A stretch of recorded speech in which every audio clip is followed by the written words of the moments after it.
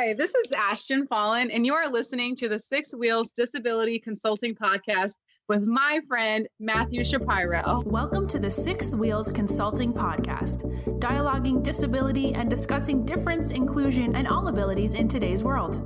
Now here are your hosts, Matthew Shapiro and Bob Nolly. You guys are so cool. You keep finding your way back to us. It's Dr. Bob Nolly, and you found your way back to the Six Wheels Consulting Disability Podcast. Ladies and gentlemen, once again, here is my good buddy, your friend, Matthew Shapiro. Matthew, how are you? Hey, Bob. How are you, sir? I'm great. How's the week? How are things? Another day in the podcast world. I'm excited to be here as always. That's right. Step up to the mic. You're sounding good.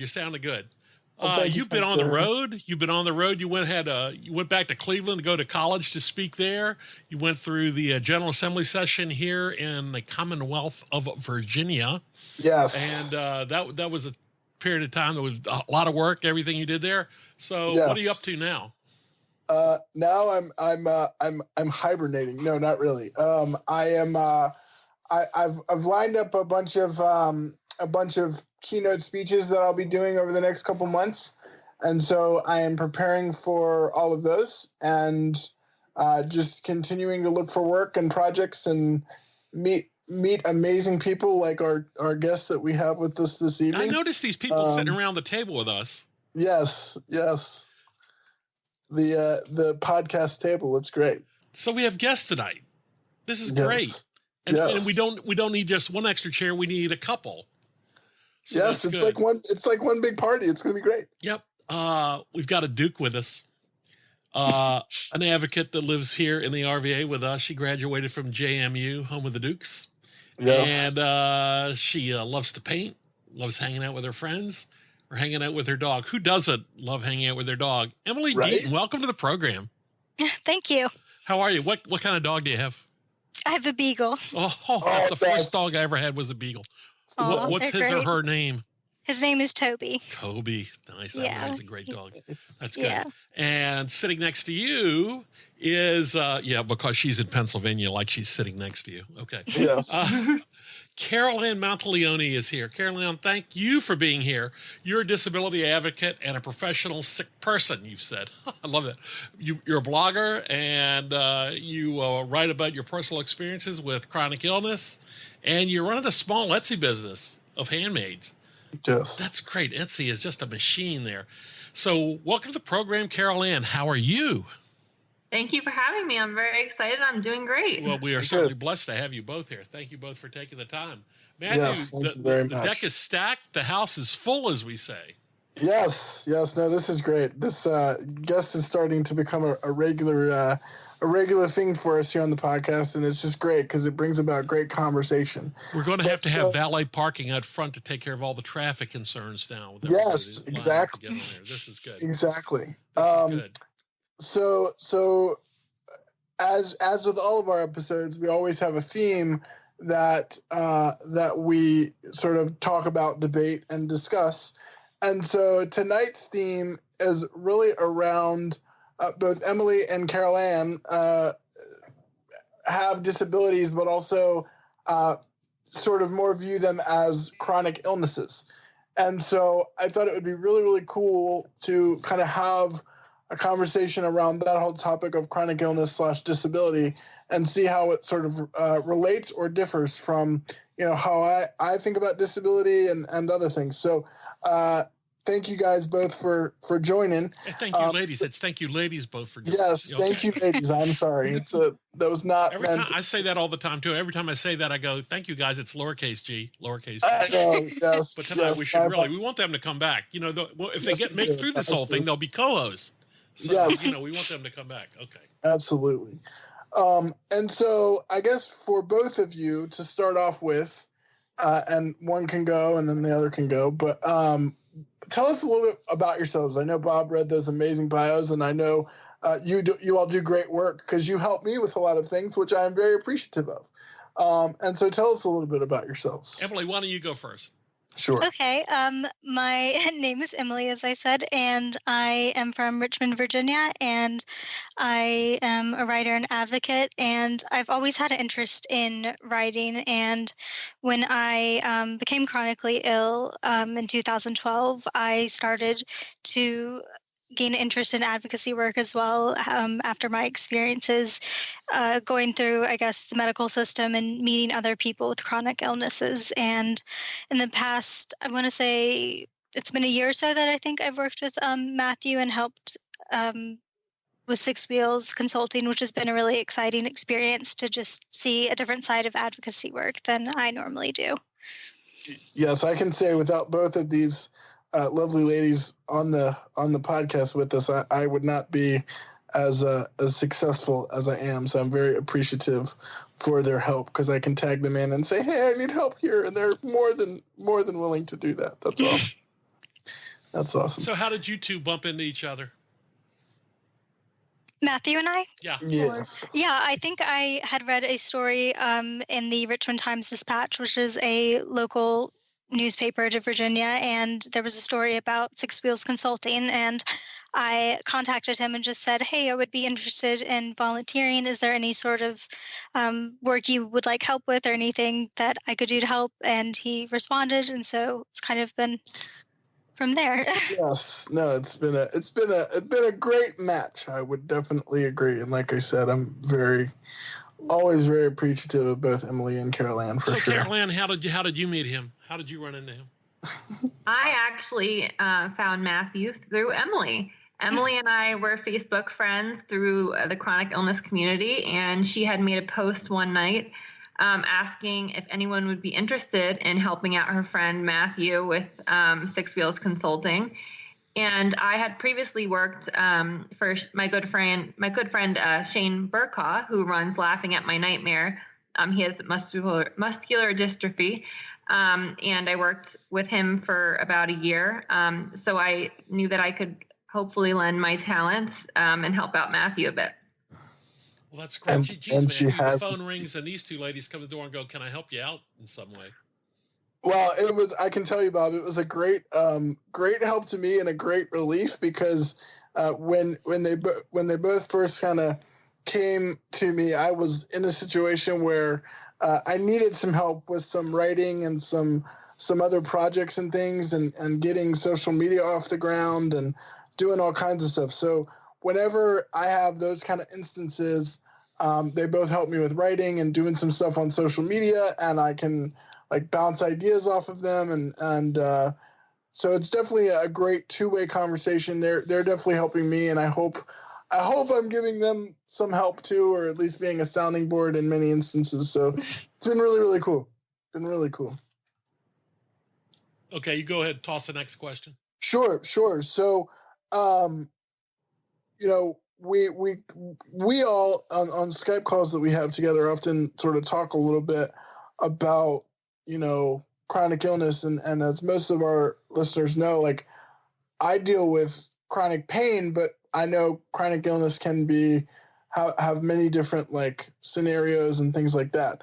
So what has been the most, I guess, frustrating thing for both of you in terms of dealing with your chronic illnesses, and what has been challenges and other things, if that makes sense? Carolanne, go ahead. You go first this time. Yeah. So with challenges, chronic illness comes with a plethora of them, of course. But I would say the most frustrating part of having a chronic illness is oftentimes it's invisible.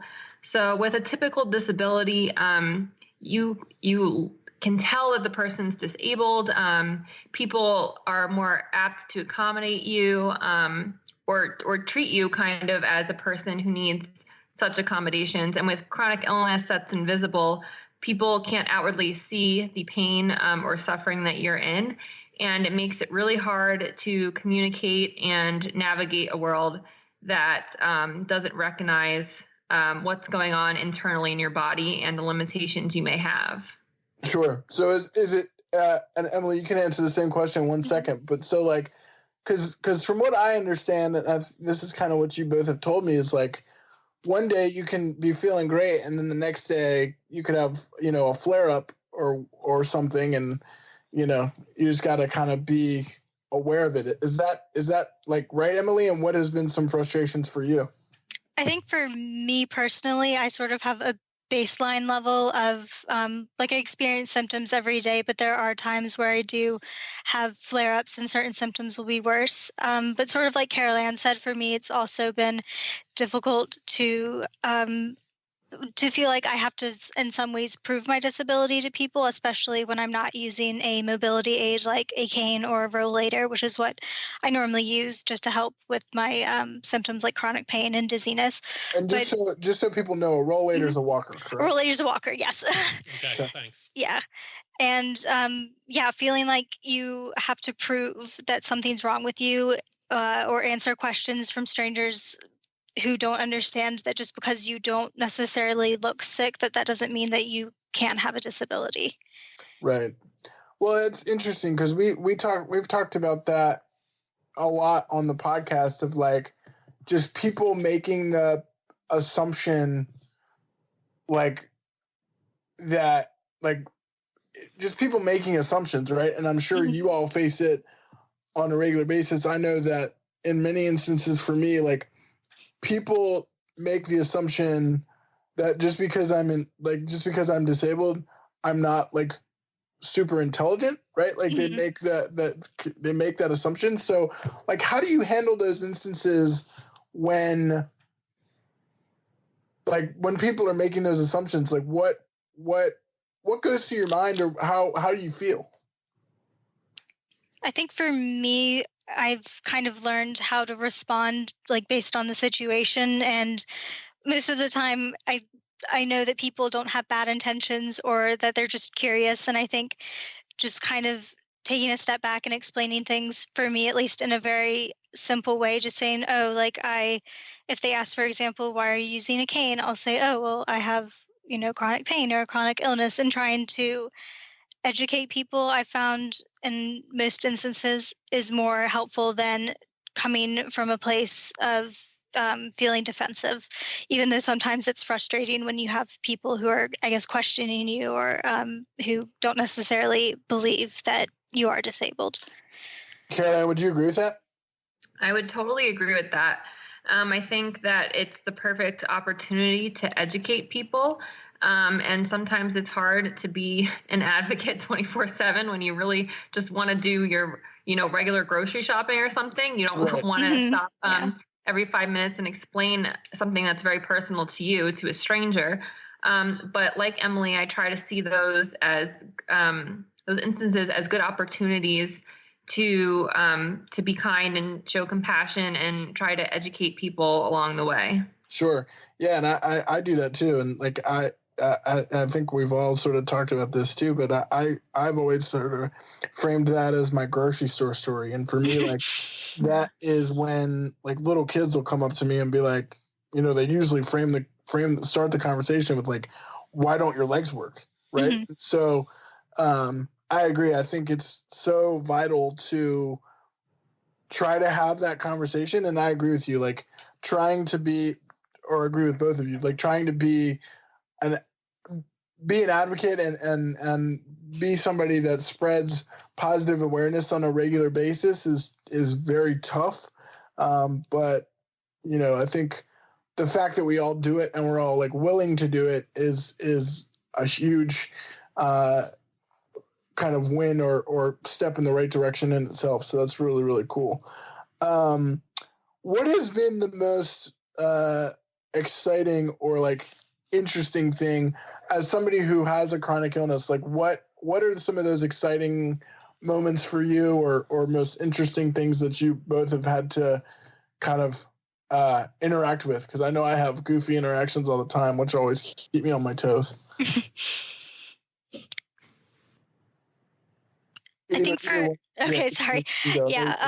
think for me, it's been really cool to meet people both online and offline, who share experiences that are both really similar to mine and different. I have met a lot of people with different chronic illnesses and different disabilities. And before I became chronically ill, like, disability advocacy wasn't something that I thought about too much, because for the first 16 years of my life, I was able-bodied. And so getting to meet so many people and listen to their stories has been really cool for me, to just connect with people everywhere and just feel a sense of being understood, and getting to hear different people's stories has been really exciting for me. Right. And so what is that? And Carolanne, I'll get you in just a second, but Emily, what has that been like for you, kind of transitioning into the disability world in that sense?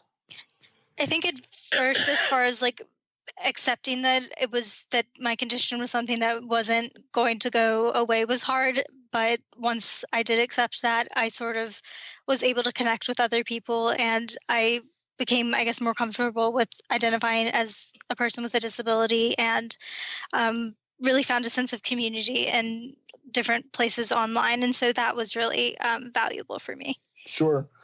Carolanne, like, same question. What's been like some really exciting things or interesting things that have happened throughout your experience? I think probably the most interesting, or the best thing, I guess I would phrase it, that's happened from being chronically ill is the compassion I've grown to have, and the empathy I can now show. Before I, much like Emily, before I became disabled, I was a perfectly healthy person up until 21 years of age. And it's a very difficult transition to go through. And I was a political science major. I had an internship with the ACLU, which was a huge deal. I was so excited. And all that happened right before I got sick.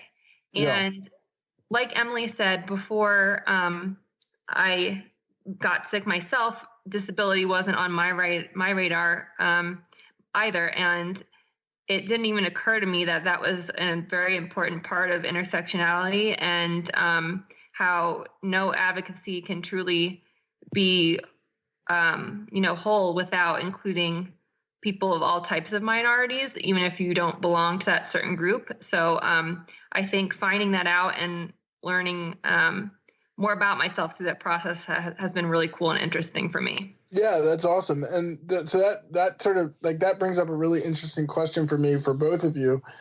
How do you all feel, like, because I often find myself too that, like, I always have to make sure that disability is included in some of those conversations that you were just talking about, Carolanne, like, in terms of, like, when we're doing advocacy, or when we're doing some of these more global, having some of these bigger global conversations, so often, like, disability is not part of that conversation.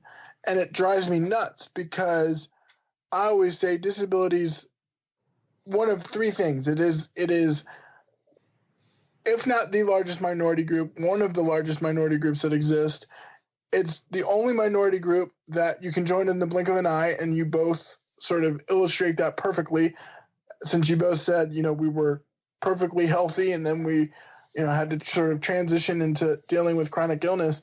And then it's the only minority that we're all going to eventually join, because we're all going to get old and need different accommodations. So I always feel like I'm banging my head against the wall when, in these social justice conversations and in this advocacy, like, it's not regularly included in the conversation. Like, what are your all's thoughts on that? I know for me, it's a huge frustration. I agree. It's super frustrating. And as a member of the LGBTQ plus community, I've had to fight on multiple instances to have accommodations or disability to be even included in the topic of conversation. Sure. People often just forget that disabled people exist. And especially when you look at someone like Emily or I, and like she said, if we don't have a mobility aid, or if I'm not feeding with my feeding tube, you don't know we're sick. You don't know we're disabled. You don't know that we might need accommodations. So it's important to never assume. And I think that it's very important for those of us that are disabled and a part of other minority groups to encourage those minority groups to be inclusive of those with disabilities as well. Sure. Mm-hmm. No, that's a great answer. Emily, same question. Yeah, I think that a lot of the times, I don't know if people are scared to talk about the topic of disability or if they don't necessarily know how to handle it or bring it up. But I think especially if a person doesn't know someone with a disability or they themselves are not disabled, that it can be hard to bring it up, or that it's not something, like Carolanne said, that they think about. But I think just continually trying to bring it up and just, like you said, explaining that this is something that can happen at any time to anyone, and it's not something that, like, being disabled is not inherently a bad thing, which I think a lot of people associate, like, the word disability with being bad or scary, but that it's important to include people with disabilities in all types of activism, and that, like Carolanne was saying, in order to have complete activism, you need to include everybody, regardless, of whether or not they have a disability or their sexual orientation and things like that. Right. Well, and it's funny, Carolanne, that you bring up the LGBTQ population, and because I would have thought, and I've always been under the assumption that, like, the LGBTQ population is more accepting of disability, and and correct me if I'm wrong, but, like, from what you're saying, that may not be the case. Is that a correct, like, read? Just from my personal experiences, sometimes pride isn't accessible for everyone. Sure.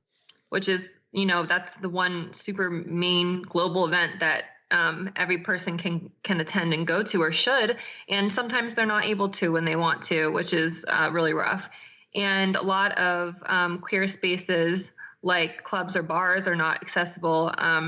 Maybe to someone like me who doesn't use a wheelchair or a mobility aid most of the time, I wouldn't need certain accommodations. But for other people, like you, Matthew, if you wanted to join me as a friend one time going out to one of the clubs or the bars, like, it might not be accessible, and that's really disappointing. And I think that the community as a whole needs to step up and recognize that they need to do better. I couldn't agree more. Like, listening to this conversation, I'm just grinning ear to ear because, like, yes, like, all of the things that we're all talking about, like, these are things that drive me nuts. And I've almost argued, and I'd love both of your takes on this, is that, like, we need to have a second disability rights movement to like progress forward on all of these issues. Cause, like, we still have lack of accessibility. We still have lack of employment opportunities. We still have, lack of access to resources like attendant care and other pieces. And so, like, I've said, like, let's, as a community, like, let's, like, raise a little bit of hell to see if we can do something. But, oftentimes it seems like, to me, like, people are happy with the status quo, and somebody that's tired of the status quo, like, that drives me nuts. So what do you guys think? I think especially I think sometimes people think that, which I know you at Six Wheels talk about a lot, that if something is just, like, bare bones accessible, that means that a place or an environment is inclusive, and being inclusive is a lot different than just tolerating a person with a disability or just again making a space accessible. And like, people with disabilities should be able to participate in every aspect of life, just like people who are able-bodied. And I think a lot of people don't really recognize the challenges that people with a disability have to go through, especially in regards, like you said, to employment and accessibility, and just there's a lot of things that needs to be improved upon. So Sure. Carolanne, anything you want to add to that? Yeah, definitely. So the one thing that I've really been a huge proponent for, and that I've been trying to talk about by writing pieces for different like advocacy organizations, is the problem that a lot of disabled people can't get legally married, which sounds absolutely insane if you think about it. Because in 2015, when same-sex marriage was legalized, I was like, woohoo, I can get married. And then I realized, no, I cannot. If I were to legally get married to my partner, I would lose my Medicare and Medicaid, which keeps me alive. Sure. I would lose my disability income, which barely sustains daily life. Yeah. So Carolanne, I have a question follow up on that. Is that because like if somebody gets married, like obviously you share resources, right? But like why would those benefits all go away? I guess because you're over the resource limit? Right. So my partner's income would count as my income. So say she's making $60,000 a year. Right. That would be counted as money to go towards my care, my medical bills. Right. So the government would say you're above the threshold and you don't financially need assistance. And also you can take your partner's health insurance through their job, which a lot of the times is not adequate for someone with a chronic illness or disability. And it proves to be very difficult. Right. Well, that's complete bullshit. Yes, it is. And guess what? I get to leave that in there. Yeah, that's a whole nother conversation. Wow, and I guess we will have to let that be the last word. That was a great conversation with Matthew and Carolanne and Emily tonight. We'll get back and hear more from them in our next episode. So we'll just call this one episode 33. And you've been listening to episode 33 of the Six Wheels Consulting Disability Podcast. Take care of each other, think inclusion, keep rolling forward. We'll see you next time.